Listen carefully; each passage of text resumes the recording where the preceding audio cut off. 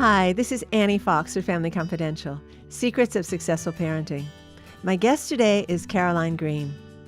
Caroline is an author, recovering lawyer, and chronic overachiever who believes you don't have to stop being you to be an awesome mom. As a life coach, Caroline helps highly motivated, determined women build lives that truly matter to them and their families. Hi, Caroline. Welcome to Family Confidential. Hi, Annie. Thanks so much for having me. Well, thanks for making the time. And let's talk about time in a mom's schedule. I want to get right into it. Most of my viewers and listeners are the parents of tweens and teens, which is the kind of the next chapter in parenting after you've been on top of the kid all the time, watching everything they pick up, every spoonful that goes into their mouths. And now they're kind of pushing back as they're supposed to and finding more interests outside of the home. The social life starts to get more important. And parents might find themselves with more time on their hand. And what I want to talk to you about this morning is how can parents avoid being so identified with mom and momism that they've kind of let go and really forgotten about who they were before they became a mom? Yeah. So I call this phenomenon being lost in Mommyland. It's just, there's so much. And in our culture, there's the expectations of what it means to be a quote unquote good mom or good partner. They can be so overwhelming. And so when all of a sudden those time pressure demands are released, you can actually have this incredible deflation, this loss, a new loss of sense of identity, a feeling of loneliness and isolation. And it's made so much worse because we live in a culture in which we don't talk about these things. We talk about soccer schedules and we talk about who's baking what for whatever, but we don't say, how are you? Oh, I'm actually really lonely and confused. And so we get more and more isolated and it can be hard to broach these tough topics. But when you talk about where to start, how do we dig into this question? There's so many different ways we can approach this, but the very first, Annie, is always just being honest with yourself. And even before you start talking or use it with other people about it, or you start doing or making changes, which, sometimes can be our go-to, is I'll just do more things and I'll start going to this exercise class and I'll start volunteering here, or I'll go back to work, or whatever those things are, to just really be able to say to yourself, wait, where am I? Am I showing up the way that I want to be showing up? What kind of person not only do I want to be raising, but do I want to be? And really, honestly, get quiet and honest with yourself about where you are right now, as frightening as that concept might be. Wow. I love how in your book, the blurb on the back says that you went from the top of your law class to the kitchen floor. Yeah. And I'd like to just hear a little bit about your epiphany moment when, in between scraping up last night's tomato sauce off the floor, you realized, wait, who do I want to be? Where am I? Where am I? That was such a crucial moment for me when I realized, and in the book I share about, that's actually the day that my husband made partner at his law firm. We met in graduate school together, and I say this very compassionately with total respect for my husband, but I was the stronger student. Like, I thought that I was going to be the one who was going to be in the workforce for forever, and he was going to be the one that was going to stay home, if I was being really honest with myself. And here I was 10 years later, right? And he's at the top of his career and I'm still in the kitchen. And there's nothing wrong with that. I owned that choice. It was so important to me. It was the right choice for us. It was the right choice for our family. But it was so painful to just to be in that space of suddenly saying, how did I get here? And not only that, to be honest about the fact that, Annie, I had a really nice life. I have a really nice life. But in that moment, I had the house I wanted. My kids were in the school I wanted. I was so blessed in so many ways. And the guilt around not feeling content, the guilt around just really owning, I built this life that I'm supposed to love. And I do love it, but I'm not happy. I'm not feeling fulfilled. I don't feel satisfied. And this is the title of my book, I don't matter in the way that I thought that I would. I'm not having the impact that I thought that I would. was a huge aha moment for me and a huge insight into just the reality, going back to this point of being really honest with yourself, that something needed to change. So where did you go from that epiphany? I wish it could be easy. This is the point in my story when I wish I could hand over a checklist, like first I did this. And the truth is I allowed myself to the space and the time to say, this is going to be harder than I thought it was going to be. And that's okay. I started by, I got a lot of help. So I hired a coach. I entered coach training program. I reached out to friends. I started reading a lot again for the first time in a long time, both for pleasure, but also just to hear people's stories and their journeys and to understand what worked for them. I started getting more active in my community, and ultimately I just finally said, you know what, I'm gonna do something. And I decided to open a coaching practice, even though I was scared and terrified and everyone was looking at me like I was crazy because I didn't go back to my law firm, and just go for it and learn as I went. And so first your goal was, I noticed that was interesting that you said first you got a coach and then you entered into a coaching training program.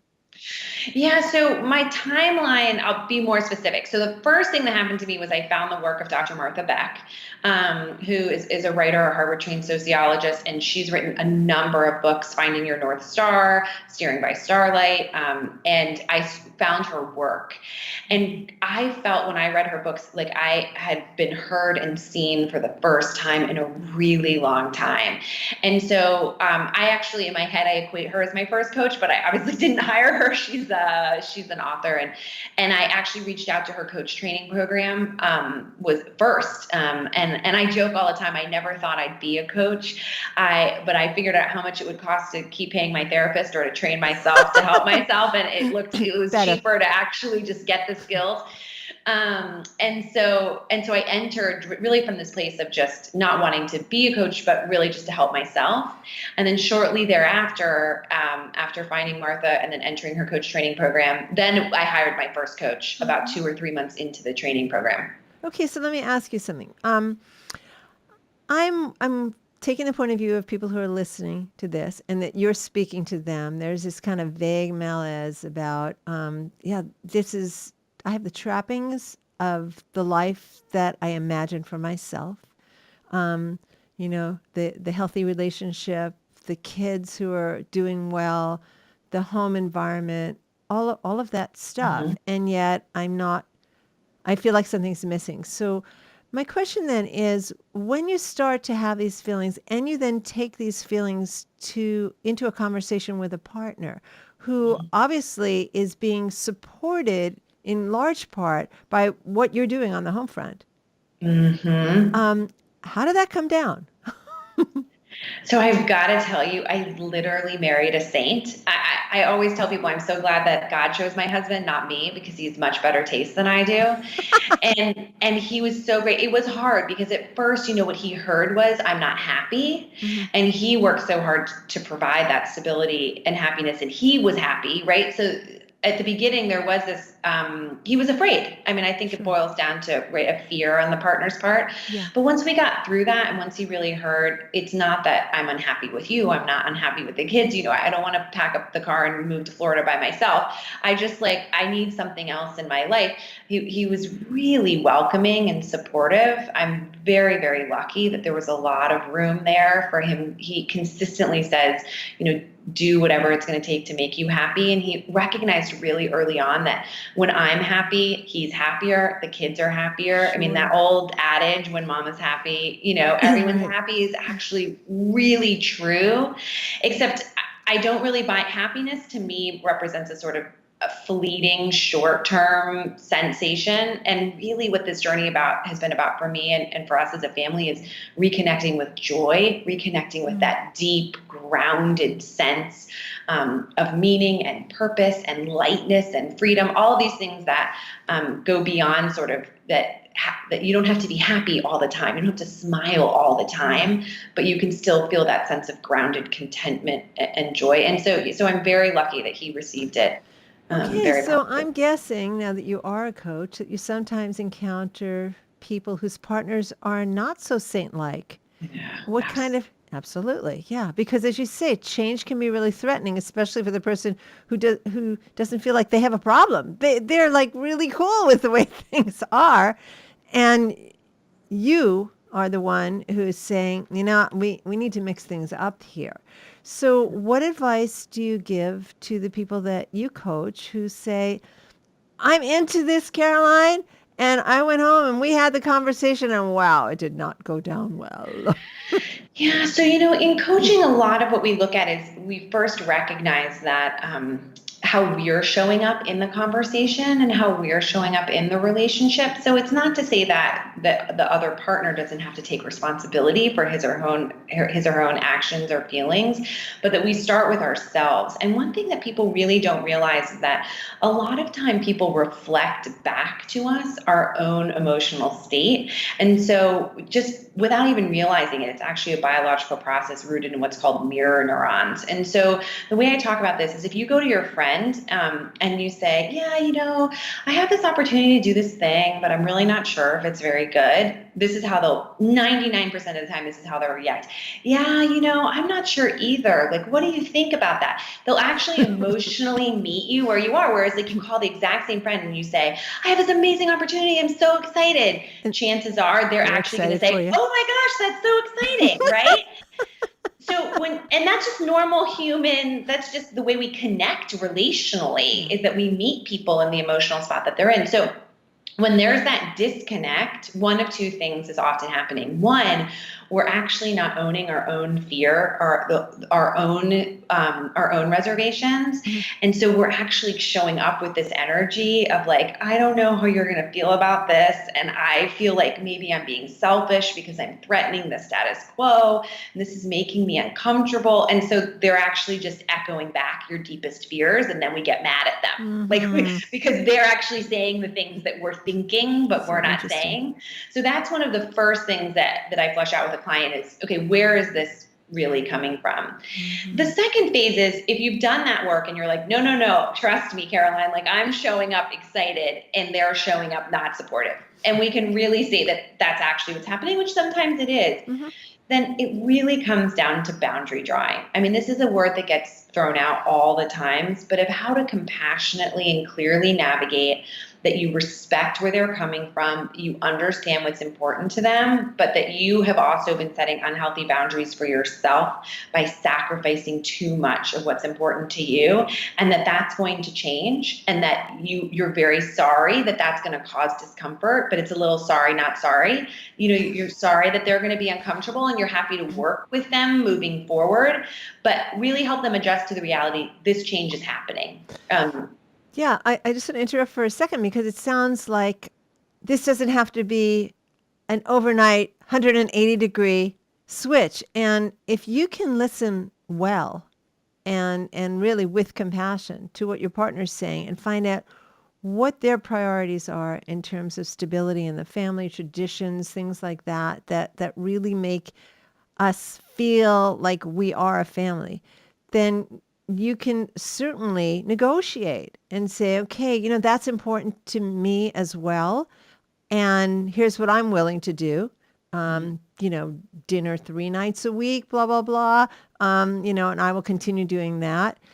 Or I hear that's really important to you. To me, not so much. I would like to negotiate us sharing that responsibility more so that what we're talking about stays in the family intact, but I'm not doing 100% of it. Yeah, and the other thing too is that this is not only is the change not 180 degrees overnight, but these conversations tend to take a lot of time to Yeah. develop. And what I see over and over again, I've seen it in my own life, I've seen it in my clients' lives, is that we actually haven't taken responsibility for our own expectations.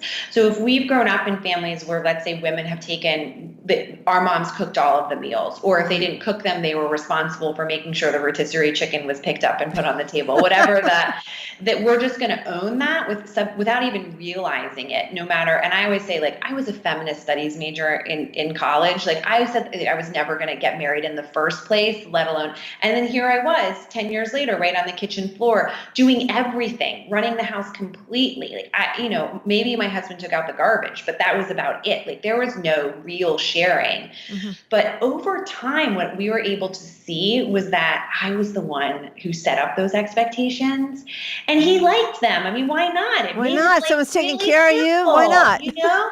But once I started saying, hey, like, I set up this weird system where I do everything and then resent you for it, like, can we kind of like change that? I mean, I obviously didn't say it in those words, but he was actually happy to meet me in that space.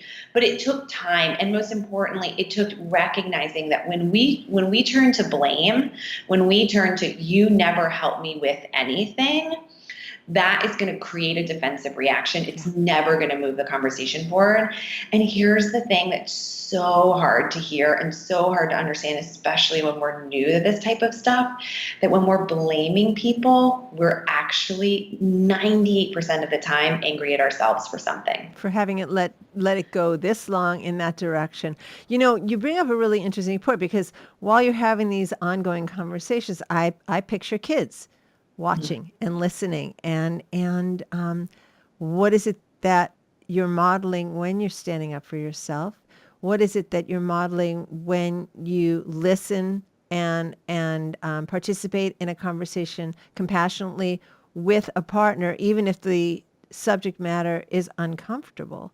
It's all great stuff for kids to learn.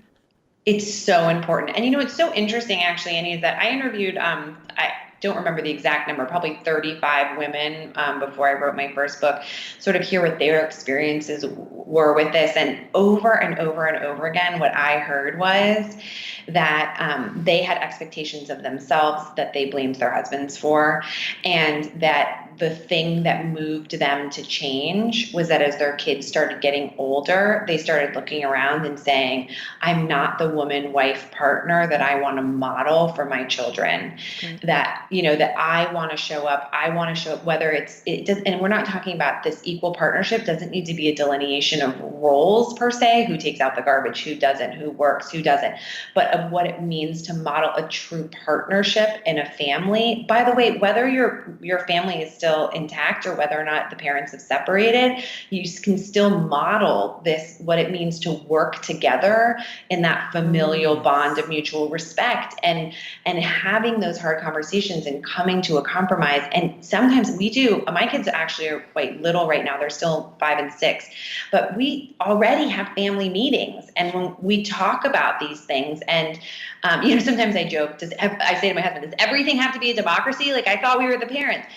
But at the same, yeah, we are the parents, and modeling that they have a voice, even if their voice isn't the final one, and engaging them in really important conversations, and actually, like, down to things like meal planning. Like, we engage our kids in it. Now, when they want to have mac and cheese every night for 5 nights in a row, they don't always win, but it doesn't mean that they don't get to participate in the solutions to those problems. And what we're really reminding them of, and what we're reminding ourselves of, are that these are solvable problems. The things that feel overwhelming are actually problems that have solutions that we can work out with our partners and families. Yeah, no, I hear the word teamwork here, and it's teamwork between the adults who are running the family, and it's also that idea that we as a family are a team. So when the topic of chores and household responsibilities come out, we solve this together. This is what needs to be done, and I, as your mom, or we as your parents, are not necessarily the only ones who are able to help out in this area. Even very young children can find joy and fun in cleaning up, because it's a good idea to clean up after yourself. Okay. Well, Yeah. you and I could, this could be an ongoing series here. This is a great conversational topic, and I love this exchange. And you're right, because things come up and you need to be able to create the space so that the next time,